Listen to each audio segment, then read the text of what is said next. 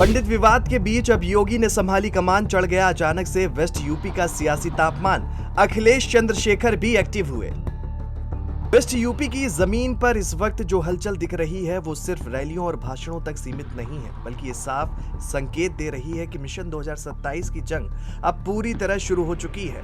और इस जंग की सबसे बड़ी रणभूमि बनता जा रहा है वेस्ट यूपी, जहां एक तरफ पंडित विवाद की चिंगारी अभी ठंडी भी नहीं हुई थी, वहीं दूसरी तरफ योगी ने खुद कमान संभालकर सियासी तापमान को और बढ़ा दिया है। और यही वजह है कि अब हर दल तेजी से मैदान में उतरता नजर आ रहा है। दरअसल इस सियासी माहौल की शुरुआत उस वक्त मानी जा रही है जब पीएम मोदी ने मेरठ में बड़ी जनसभा के साथ विकास के एजेंडे को आगे बढ़ाया। नमो भारत ट्रेन और मेट्रो जैसे प्रोजेक्ट्स के जरिए एक मजबूत संदेश देने की कोशिश हुई कि चुनाव से पहले विकास को ही सबसे बड़ा मुद्दा बनाया जाए। और अब इसी कड़ी में 28 मार्च को जेवर एयरपोर्ट के उद्घाटन के साथ एक और बड़ा सियासी संदेश देने की तैयारी है। सिर्फ यही नहीं, दलित वोटों पर भी सियासत चरम सीमा पर पहुंचते नजर आ रही है।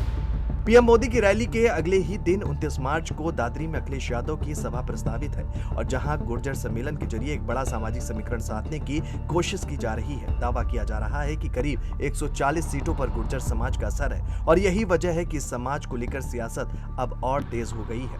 अखिलेश यादव इस सम्मेलन के जरिए सीधे वेस्ट यूपी की राजनीति में अपनी पकड़ मजबूत करने का संकेत दे रहे हैं। इसी बीच जयंत चौधरी भी पीछे नहीं है। दादरी और ग्रेटर नोएडा में उनकी सक्रियता साफ दिखा रही है कि रालोद भी इस बार कोई मौका छोड़ना नहीं चाहती। मुकाबला एक तरफा नहीं है, क्योंकि विपक्ष भी पूरी ताकत के साथ मैदान में उतर चुका है और हर वर्गों के वोट को साधने में जुट गया है।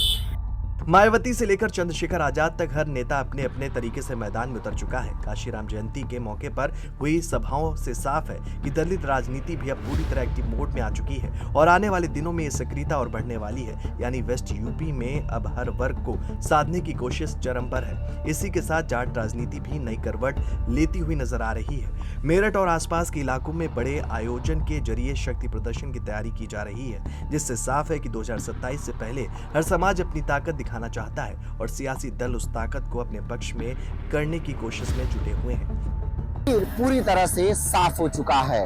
वेस्ट यूपी एक तरह से देखा जा रहा है कि चुनावी समीकरण की लड़ाई का केंद्र बन चुका है, तो वहीं यहाँ पर नए समीकरण हर रोज बनते हैं तो पुराने समीकरण टूटते हैं।